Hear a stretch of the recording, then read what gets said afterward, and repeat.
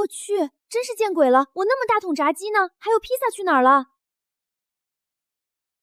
二手市场的大爷真没忽悠我啊，这还真是高科技，自带垃圾清理功能。算了算了，管他呢，困死我了。陛下，您别再跪了，3天连口水都没喝，您身体哪能受得了啊？滚出去！大旱了3年，到处都是灾民，百姓们连饭都吃不上，我才饿了3天，算什么事？可是国库里现在连1粒救灾的粮食都掏不出来了，陛下，太后娘娘刚刚都饿晕过去了，把最后那半碗汤都省下来，让人给您端过来。拿走！老天爷要是想灭了我大渊，就直接降到天雷，何必苦了老百姓呢？有刺客，快护驾，保护陛下！闭嘴！这太庙重地，哪儿来的刺客？是神鼎里传出的动静。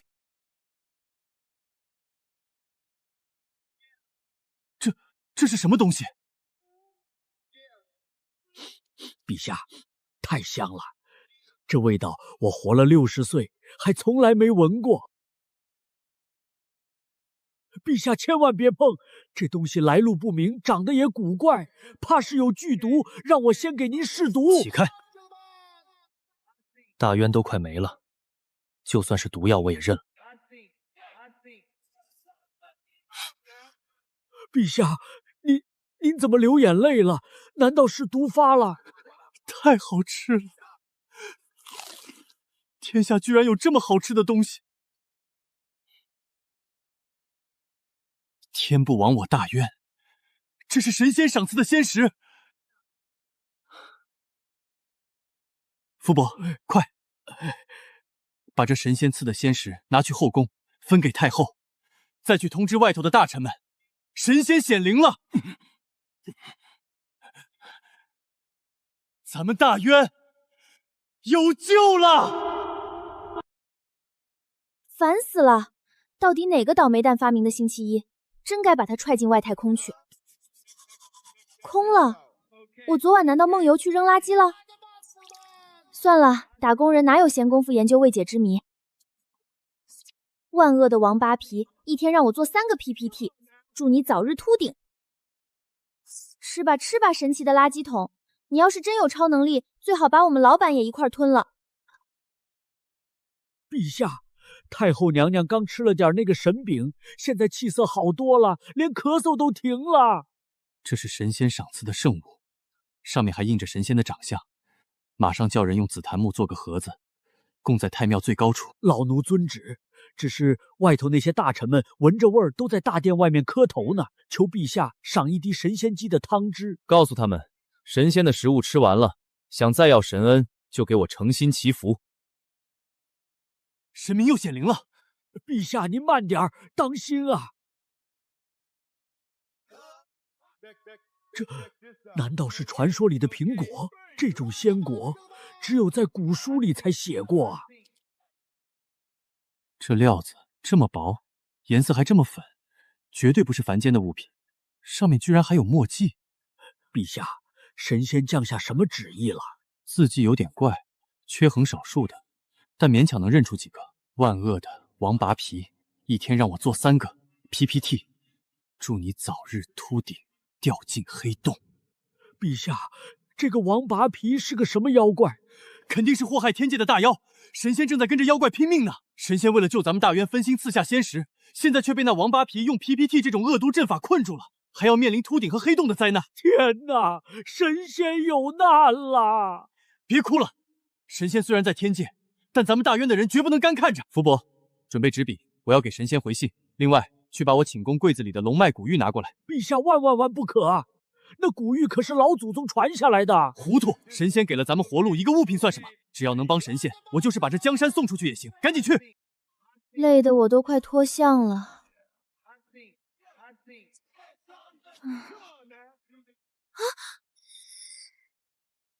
什么鬼东西？谁往我垃圾桶里塞剧组道具了？这分量，这手感，不会是真货吧？大渊皇帝临北辰，磕头拜见九天玄女上神。神仙赐下仙石和珠果，救了我大渊百姓。北辰心里感激得很。听说神仙正跟妖怪王八皮打仗，被困在 PPT 阵法里，我恨不得带全护卫队去帮忙。现在送上大渊镇国龙玉一块，给神仙助威。要是需要凡间兵器帮忙，请神仙下令。大渊皇帝妖怪王八皮，哎呦喂，硌死我了！这破垃圾桶连着古代。小姑娘，你真确定这东西是你家里传下来的？那必须的，我爷爷的爷爷传下来的。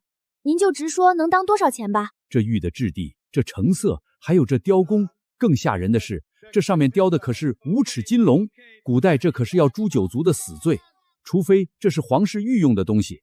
小姑娘，这东西要是拿去拍卖，起码是这个数。50万？500万，起步价。你要是放心交给我们拍卖行去运作，我马上就能先给你打50万的定金。真发财了，这事儿居然是真的。那个大渊皇帝不仅是个大活人，还是个随手砸500万的超级大土豪。他们那边在闹饥荒，拿人手短，既然收了人家500万，总不能眼睁睁看着人家饿死。老板，这种50斤装的东北大米给我来30袋，对，还有那种白面也来20袋。说来跟我们说，没有骗过好多大令，我来特意出健力千果。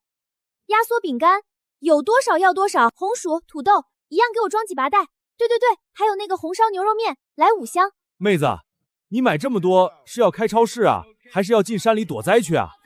我去山区支交献爱心。老板，麻烦送到这个地址，运费我给双倍。大渊皇帝云北辰收，玉佩我卖。我收到了。首先声明，我不是什么九天玄女，我叫林小小，就是一个普通的打工人。王八皮是我们老板，不是妖怪，你不用帮我打他。看你们那边好像没饭吃，我买了点粗茶淡饭，你先拿去应急，以后有需要随时联系。跨时空代购员林潇潇。不用谢我。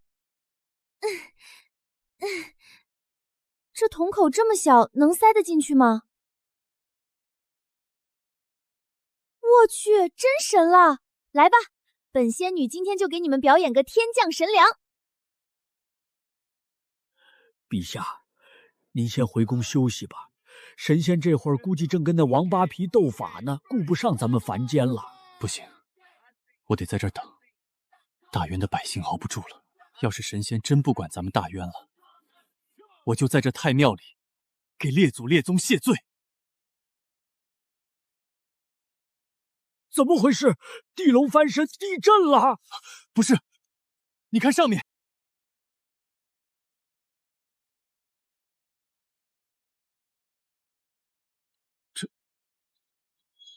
这是啥情况？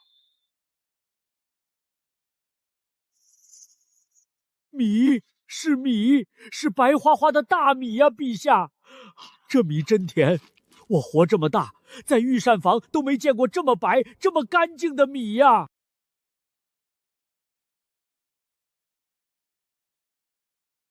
陛下，神仙信里说啥了？神仙说他不叫九天玄女，叫林小小。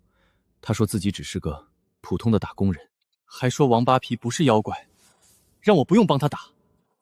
普通人能凭空变出这一座梁山来？你懂什么？这是神仙在谦虚。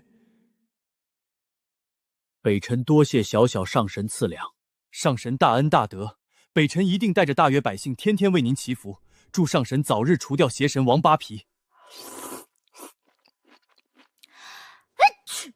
陛下，这方形纸盒真奇怪，外头画着面条和大块牛肉，可我撕开一看，里头全是干巴巴的弯面饼，还有几个不知道装了啥的银色小袋子。小小上神在心里说，既然画着汤面，肯定得加水。福伯，去弄壶开水来。陛下，宫里的井都快见底了，这开水……用我那份配额里的水，快去！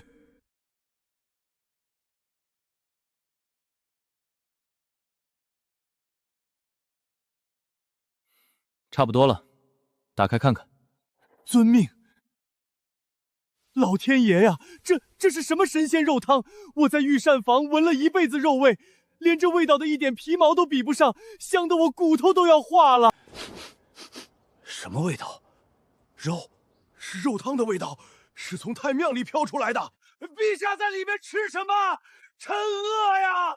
求陛下赏臣一口汤底喝吧。我知道你们饿，天下百姓更饿，但老天没绝了咱们大渊。小小上神可怜咱们，已经在太庙赐下神仙粮食了。户部尚书在哪儿？老臣诏命礼在。马上叫足人手，进太庙清点神粮，把那些白米和面粉立刻拉去东南西北4个城门搭棚子熬粥。只要百姓还有一口气，都给我灌进去。老臣领旨，上神万岁呀！出什么事了？陛下，您看这泥疙瘩，这东西皮厚得很，还带着土，最关键的是，它发芽了。这说明什么？说明它极容易活下来呀！你是说，这不管是拿来吃的，神仙绝对不会平白无故赏给咱们带土的吃食。我大着胆子猜，这是上神赐下的仙种啊！大旱3年，咱种不活麦子水面，可这神物说不定超级抗旱呢。好，小小上神想得太长远了。赵明礼，这些泥疙瘩一个都不准吃，马上送去黄庄，找最好的老农给我种下去。要是能活，你就是大渊的千古功臣。老臣遵旨，我就是搭上这条老命，也得把这仙种给种出来。来人，把老祖宗传下来的那套西域进贡的赤金香宝头面拿来，还有那对羊脂玉如意也一起取来。神明赏了这么重的大礼，咱们不能不知恩图报。昨天搬了几10袋大米，累得腰酸背痛的，也不知道那个大渊皇帝收到了没。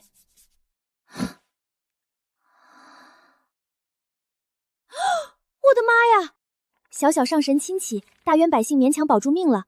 您给的大米白得像雪，红烧牛肉面更是香飘10里。但是我们正在经历一场前所未有的大旱，袋子里发现几个带泥发芽的果子，这是仙种吗？种的时候有什么讲究没？另外送上点凡物是孝敬您的，别嫌弃。于老板大气，什么上神不上神的？从今天起，你就是我的金主爸爸。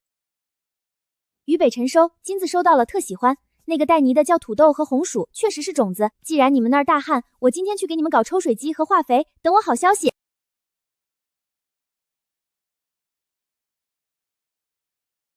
人工降雨蛋我是买不着了，但抽水泵、太阳能手电筒、高产粮种子，本代购今天高低给你整齐全了。老板，你这太阳能抽水机怎么卖？我不要那种娇气的，我要最结实、射程最高、能抽深水井的那种，还有这配套的太阳能发电板，给我来最大公务的。妹子，这玩意儿加上光伏板可沉着呢，你弄去哪儿啊？深山老林里搞基建啊？老板你真聪明，我就是去深山老林扶贫的。那些是尿素和复合肥吧？一样给我来50袋，还要那些农具、铲子，全要。好嘞，我这就叫货车给你送。纸质书古代人可能看不懂那些专业术语，还是看视频最直观。也不知道这样的日子还要熬多久。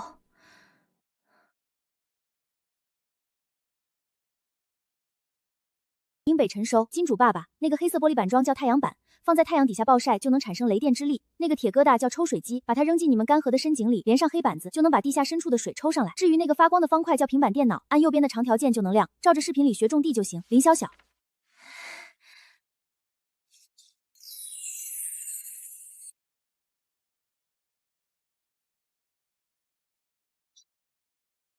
呼，大功告成，拯救大渊的重任就交给你了。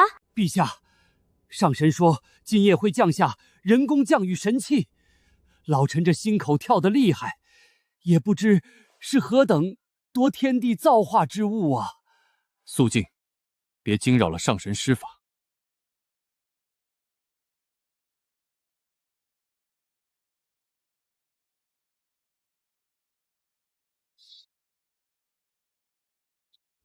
护驾，都退下，这是神物。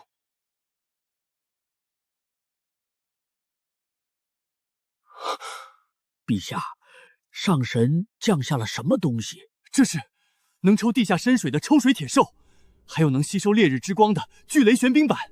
上神说了，这东西能生出雷电的力量，催动铁兽喝水，抽地下的水，神机！这真是真正的神机呀！咱们大渊江河断流，但地底下肯定有水，要是能抽出来，这天下就活了。不单单是这些，上神还赏了一块仙玉，说里面封印了天界农业大神的影子，能教咱们怎么种地。封印了神仙的灵魂。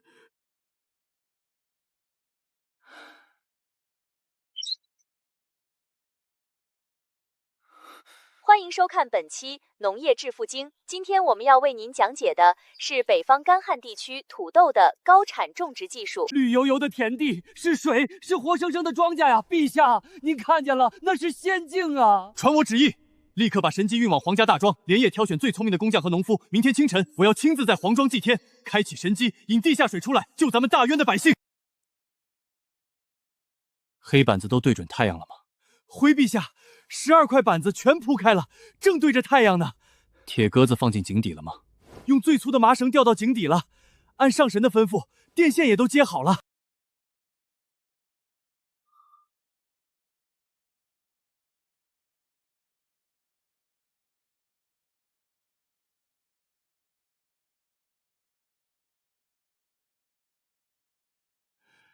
大渊有救了，陛下，咱们大渊命不该绝呀！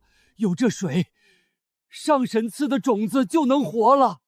小小上神，北辰替天下老百姓，谢谢您了。林小姐，这套首饰确实是老物品，不过工艺挺少见的。这样吧，咱们不走拍卖了，我私人买下，一口价1500万，怎么样？行，成交。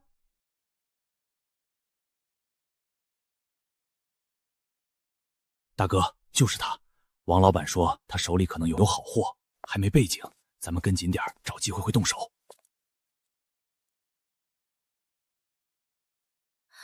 糟了！别让他跑了，追！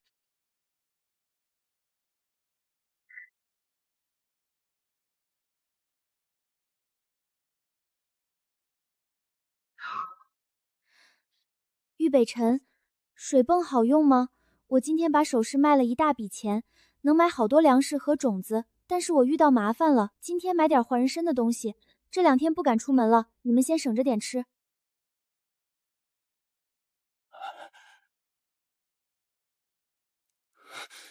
简直找死！区区几个凡人，也敢跟踪救咱们大渊的神仙，真以为神仙在凡间好欺负？陛下息怒啊！福伯，去暗卫营，把我的暴雨梨花针、最毒的剑锋喉散全都拿来，还有天机阁的连发手弩，统统拿过来。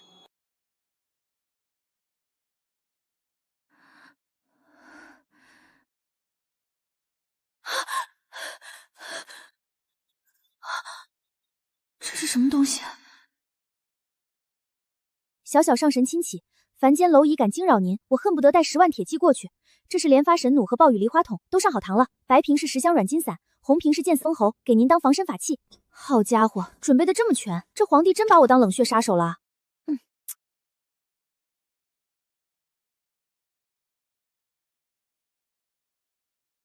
大哥，屋里没人啊，去卧室找。这老娘们手里起码有上千万，今天必须把她绑走。你们是在找我吗？哟，小丫头片子还挺镇定，拿个玩具枪吓唬谁呢？识相的把钱转出来，哥几个留你条活路。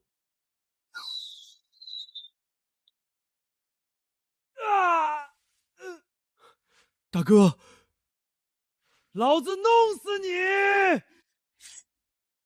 去你的吧！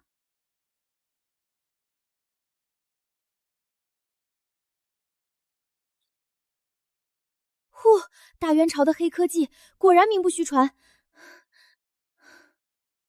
喂，110吗？我家进贼了，对，2个拿着刀的壮汉，没事儿，他们现在一个被钉在木地板上，另一个动弹不得，你们快点来，顺便叫个救护车。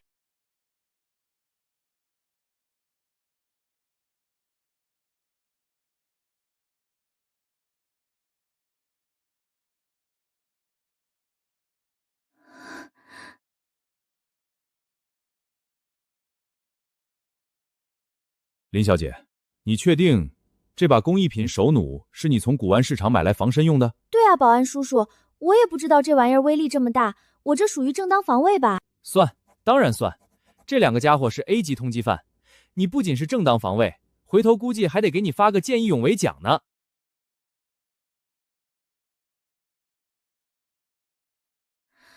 唉。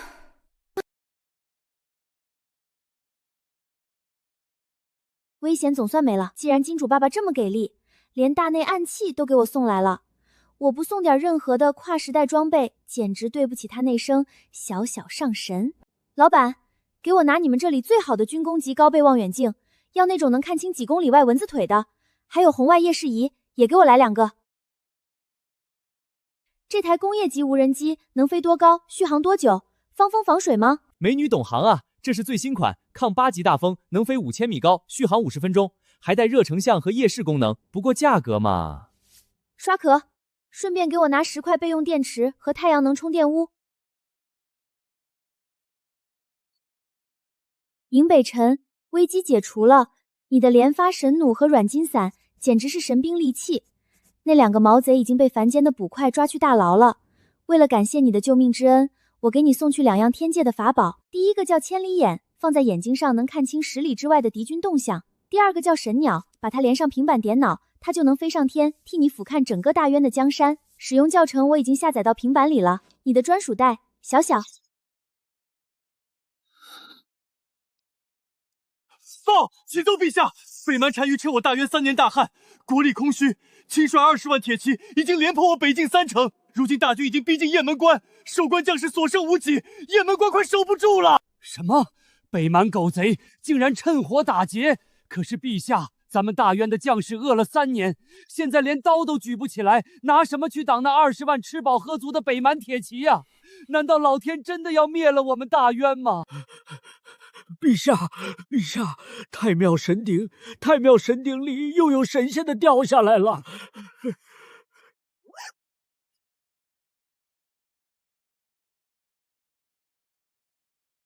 哈哈哈哈哈哈！老天没灭大渊，小小上神跟我和大渊百姓在一块儿呢。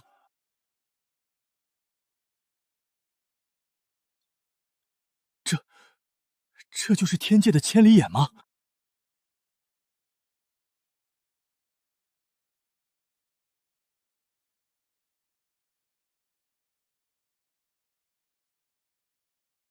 妖怪啊！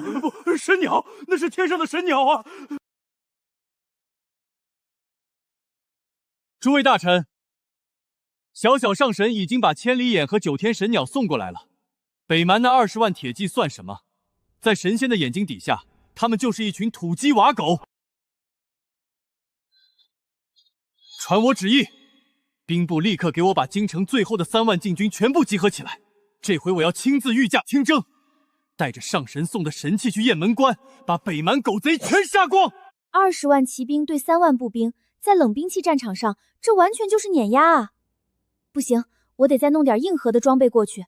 虽然买不着真家伙，但只要有钱，现代工业的替代品多的是。老板，你这防爆盾牌结实不结实啊？妹子，这可是高强度聚糖氨纶材料，刀砍斧劈都不怕，你拿大铁锤砸都留不下白印子。怎么，哪个剧组买道具啊？对，拍古代大片。这盾牌给我拿500面，还有那边的战术头盔，戴面罩的那种，拿500个。防刺服要最轻柄的，也来500套。老板，我要那种在天上炸得最响、火光最大、动静跟打雷一样的礼花弹，那个叫雷霆万钧的，给我装满整卡车。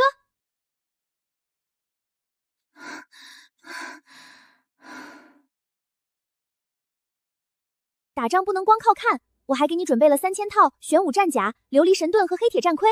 这盾牌是透明的，但凡间的刀剑绝对劈不开。另外，我给你送去了天界的9天玄雷对付骑兵，用火折子点引线就能炸开，保证让他们的战马吓得屁滚尿流。祝你打胜仗！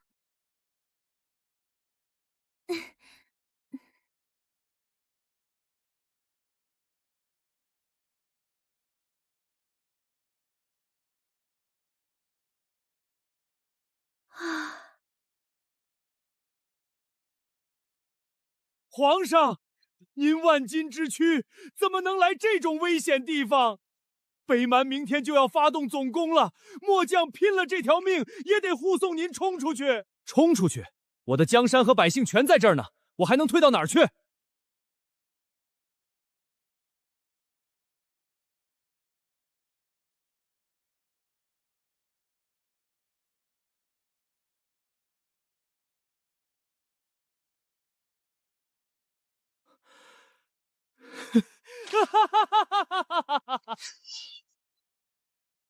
拔刀，用你全身的力气，给我狠狠劈这面神盾！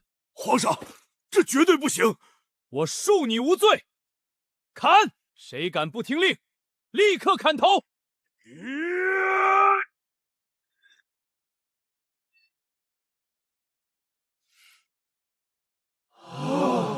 这是神技呀，跟水一样透亮，却怎么也砍不烂。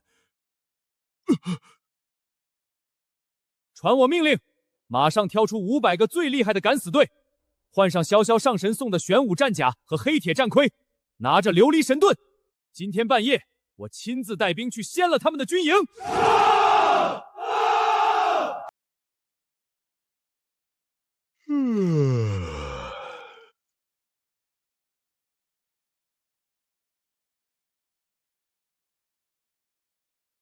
敌军的主帐在东南边，粮草堆在西北方。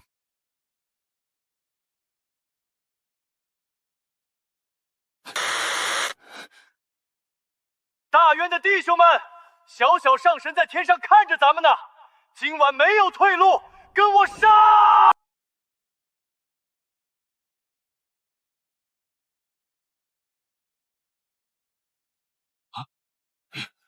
有人偷袭，大渊人出城了，快放箭！举神盾！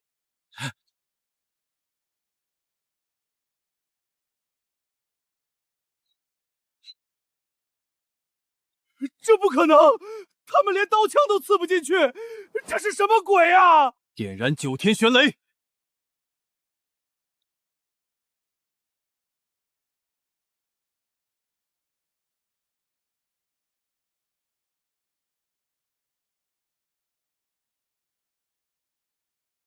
那是天火，老天爷降下神罚了！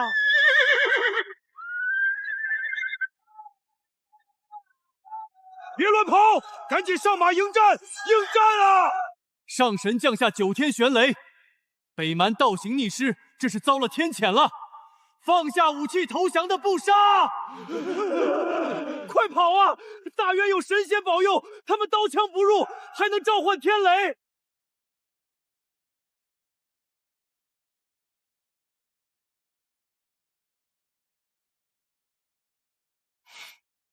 小小上神，我做到了。皇上，大胜！前所未有的大胜仗啊！北蛮20万大军死伤了一大半，剩下的10万人连夜逃回大漠去了。这可是北蛮左谷夷王的人头，那个连王旗和金杖都不要了，带着几百个秦兵疯狂逃命了。传我命令，把那顶金杖给我拆了，金条全部熔掉，宝石挨个抠下来，还有从北蛮军营里搜出来的金银玉器、百年人参、雪莲和貂皮，全部给我打包带走。皇上，这些可都是您的战利品，按规矩应该拉回国库的呀。国库算个屁！要不是小小上神场赐神盾和9天玄雷，我这会儿已经被北蛮人做成酒杯了。这些俗气东西，大约刘义成发军饷，剩下的酒帮全装车。我要把这些当成还愿的祭品，全部送给小小上神。末将遵旨。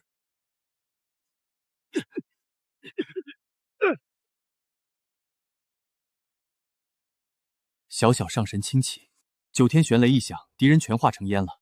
北蛮20万骑兵完败，大渊的江山抓保住了。现在抢到了北蛮王庭的无数金银财宝，北臣特意挑了最上等的一批，给您当香火钱，请您一定要收下。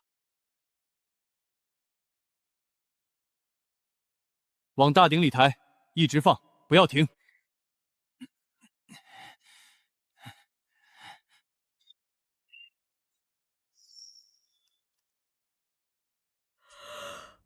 切，也不知道大渊那边打得怎么样了。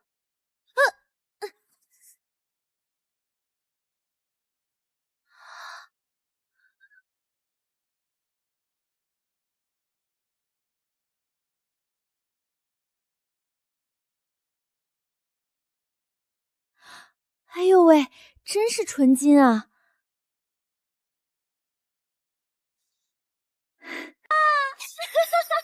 打赢了！机主爸爸简直太牛了，不白白浪费我花了10万块钱买的组合大烟花。不行，这么多来历不明的黄金和古董珠宝，我要是直接拿去古玩街摆摊卖，绝对分分钟被盯上。那个拍卖行的王老板虽然钱多，但我总不能带着一只肥羊使劲薅。我必须注册一个海外的贸易公司，再租一个绝对安全、绝对隐蔽的偏僻大仓库。有了这些启动资金，别说是买粮食和化肥了，我连一整条现代工业生产线都能给你们大渊直接搬过去。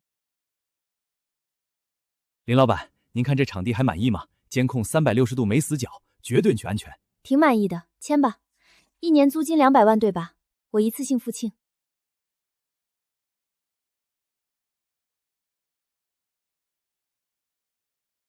好了，新家落成，接下来该给大渊朝搞点基础建设了。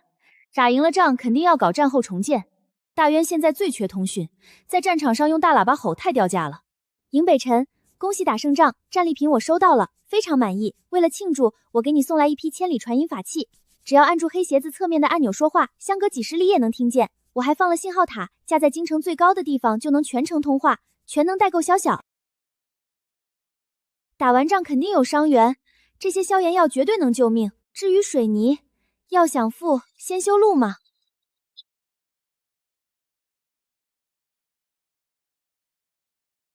启奏陛下，黄庄里的仙种长势非常好，那个抽水铁兽日夜不停运转，京城周边的农田都已经灌完了，不出2个月，咱们大渊就能迎来史无前例的大丰收啊！好，赵爱卿这次算头功。陛下，上神又赏赐神物了，这次落在太庙，我刚带人搬过来。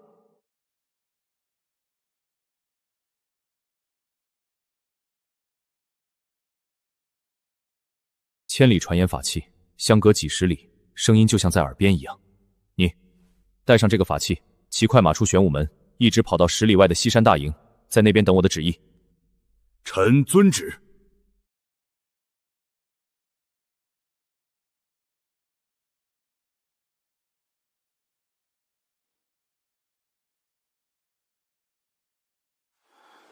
王统领，你到西山大营了吗？能听见我说话吗？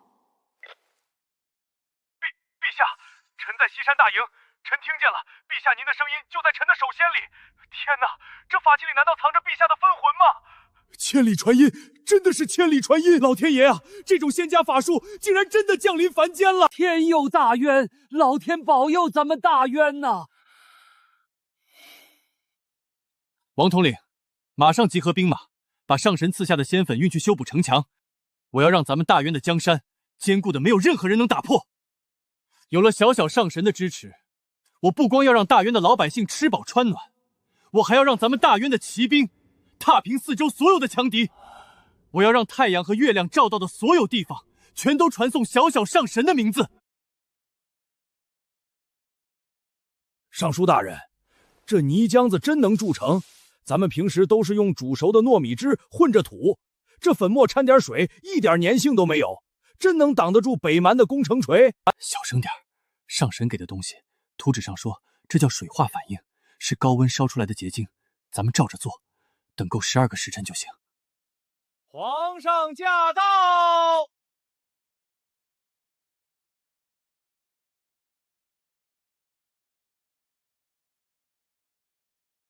李正，这算是干透了吗？回皇上，已经凑够住12个时辰了。王统领，拿你的破甲重锤来。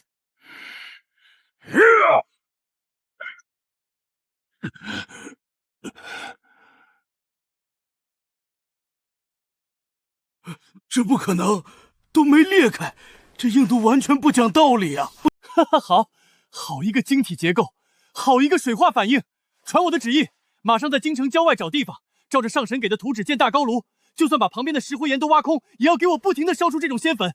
有了它，咱们大渊的城墙永远都倒不了。皇上，出神迹了！从雁门关退下来的300个重伤老兵，本来伤口化脓发高烧，按理说必死无疑了。可吃下上神赐的神奇胶囊后，仅2天，这神药就在他们身体里杀死了那些看不见的细菌，高烧全退了，伤口也开始结疤。这3天里，300个老兵没有一个因为感染死掉的。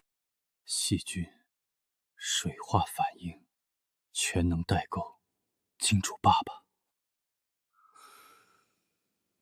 她根本不是什么天上的神仙，她只是一个普通的女孩子。一个普通的女孩子，为了我，费尽心思去买粮食、买重型机器、查图纸，甚至把珠宝变卖掉。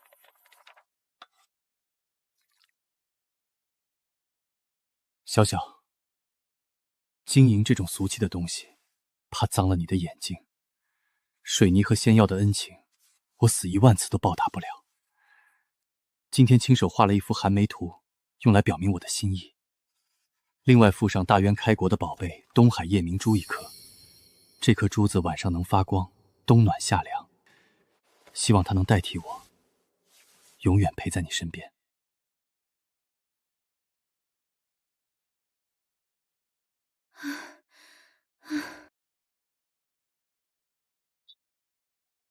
咦，大半夜的，金主老爸又送什么好东西来了？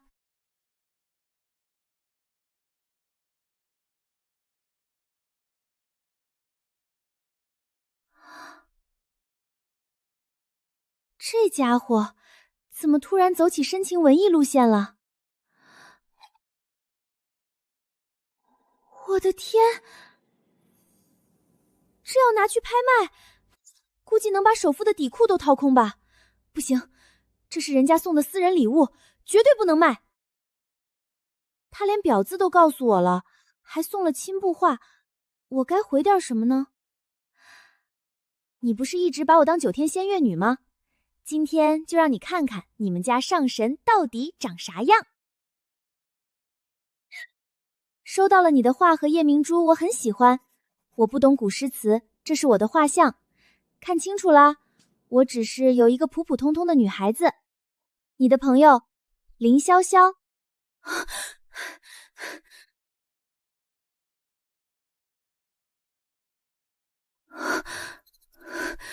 该死！那家地下拍卖行的人还是顺藤摸沟主找过来了。北辰，我租仓库的事情可能暴露了，外面有不明飞行器在侦查我。我怀疑是地下黑市的人盯上了我手里的古董。这几天我可能会断网断电，如果我没回信，千万不要担心，我会用现代的方式保护好自己的。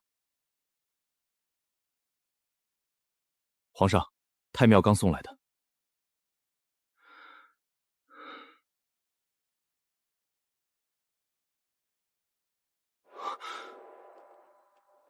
普普通通的女孩子，骗子！世间怎么会有你这样明艳不可方乎的普通女子？地下黑市走私集团，不明飞行器侦察，敢动我的女人！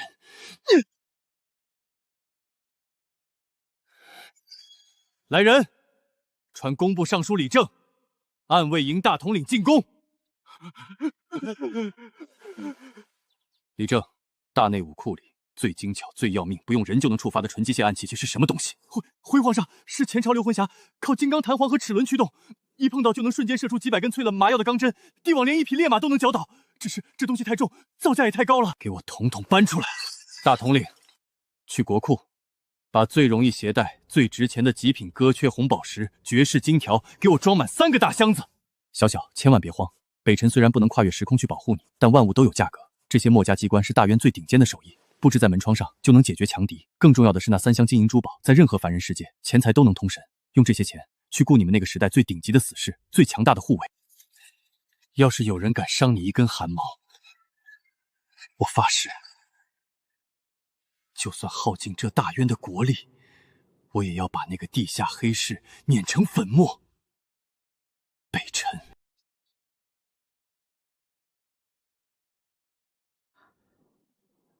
极品歌血红，还有这么多带皇家印记的大金砖。北辰说的对，在现代社会，资本就是最强的防御力。喂，北辰，能听见吗？小小，你安全吗？机关和钱都收到了没？我收到了，谢谢你，北辰。你放心，在我的世界里，只要有钱，我就能拉起一支军队，我绝对不让他们得逞。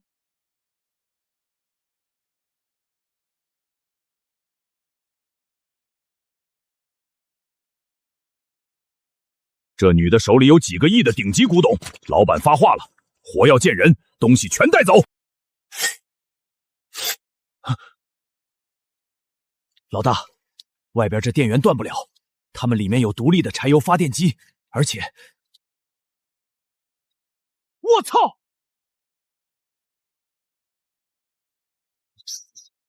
放下武器，双手抱头，你们已经进入私人领地。遇到硬茬了，是职业雇佣兵，快撤！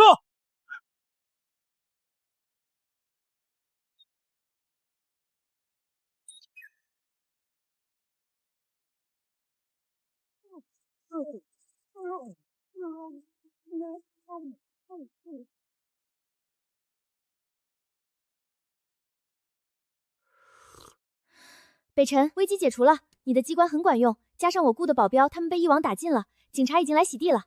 小小，你平安就好，但这终究是治标不治本。要是大渊国力够强，我恨不得用这传音法器直接给你调千军万马过去。北辰，既然咱们绑在一块儿了，我就不能让你们光靠种地打仗了。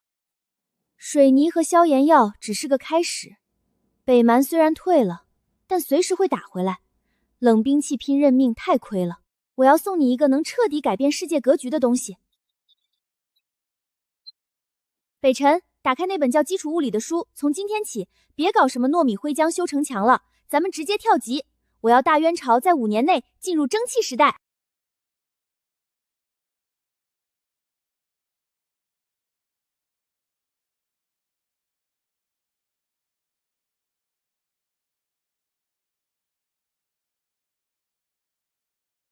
水和火碰在一起，居然能造出这么大的力气。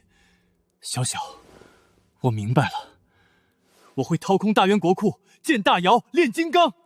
等大渊的钢铁大军建成了，要是你那边还有人敢欺负你，我就用这机器造出真正的钢铁巨兽，跨过时空过去，替你扫平一切。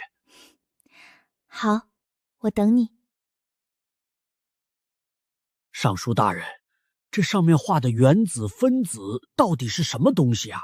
还有这元素周期表、氢氦锂铬硼这些字凑在一起极其拗口，根本读不懂啊！不懂也得硬着头皮懂。皇上发话了，半年造不出书上说的高炉和蒸汽机，咱们都得掉脑袋。别管为什么叫分子原子，上升写了批数，照着比例放铁矿石、焦炭和石灰石，控制好那个叫摄氏度的火候。进度怎么样了？回皇上，高炉图纸看懂了，就是火候实在没法控制。书上说要1500度，咱们肉眼凡胎的怎么能看出火里具体的温度？小小，大渊这边的工匠卡住了，他们没法测算炉温，而且普通耐火土估计扛不住高炉的温度。收到，北辰，你让工匠们别着急，我刚才把10个红外线测温仪和500块现代工业级的高铝耐货砖扔进去了，估计这会儿已经掉太庙的大鼎里了。测温仪对着火炉按一下，屏幕就显示数字。好，我马上叫人去拿。辛苦你了，小小。咱俩谁跟谁呀？我正忙着对账呢，先挂了哈，晚上聊。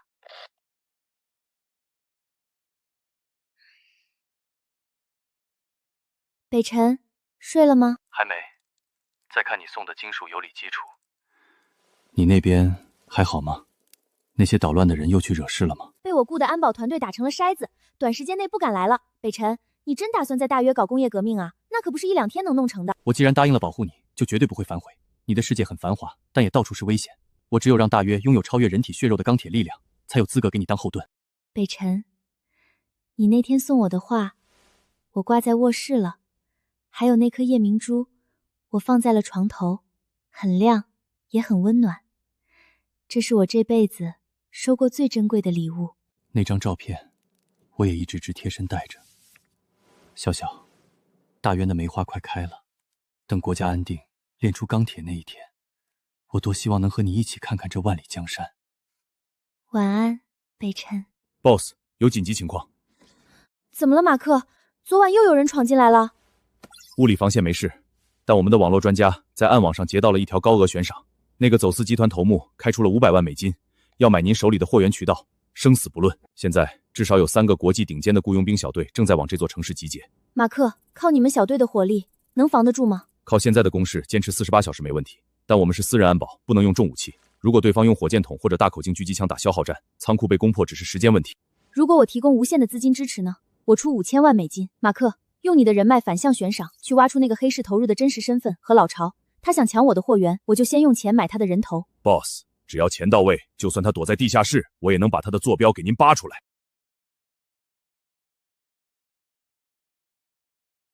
北辰紧急呼叫，快让工部的人去太庙搬东西，我给你们送去了10头吃柴油的重型机械，图纸和组装视频已经发到你的平板电脑里了。这是大渊迈向工业时代的第一步。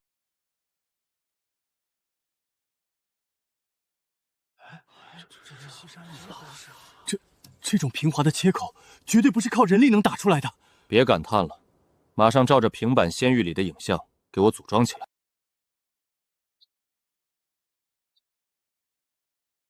小小，装好了。这东西没有腿，也没套马绳，它真的能自己跑起来。干得漂亮！打开黑色的盖子，把写着柴油的桶里的液体倒满，再加满水箱里的水。把摇布插进车头那个孔里，按住亚撒七，又用全身的力气顺身疯狂转。给朕转！就是现在，松手！都退下！这是工业的声音，是上神赐予大渊的钢体伟力。哈哈哈哈哈哈！小小，我感受到了，这就是你世界里的力量。北辰，让大渊的工匠把它拆了研究，等你们吃透了原理，我就把完整的图纸给你送过去。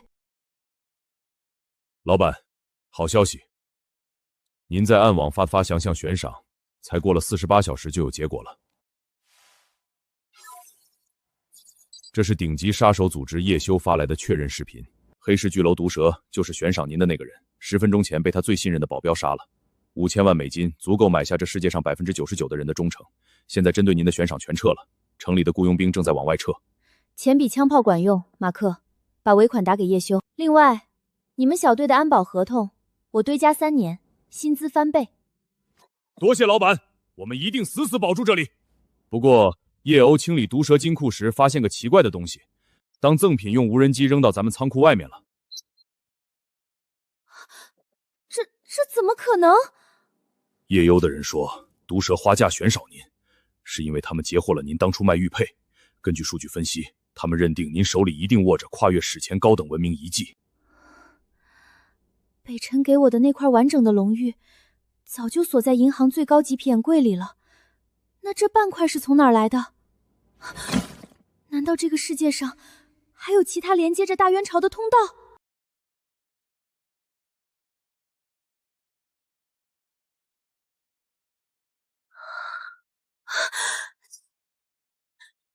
警报！老板，仓库里出现高能磁场反应，电力系统严重受干扰。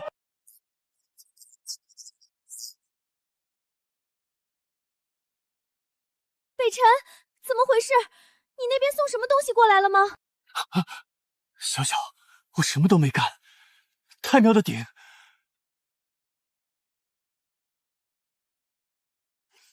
里面冒红光了，它在剧烈震动。护驾，快护驾！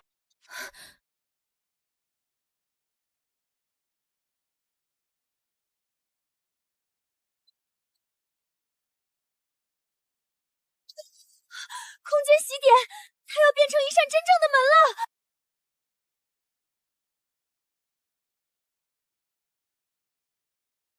小小，我看到一扇光门，是不是只要穿过去，我就能见到你？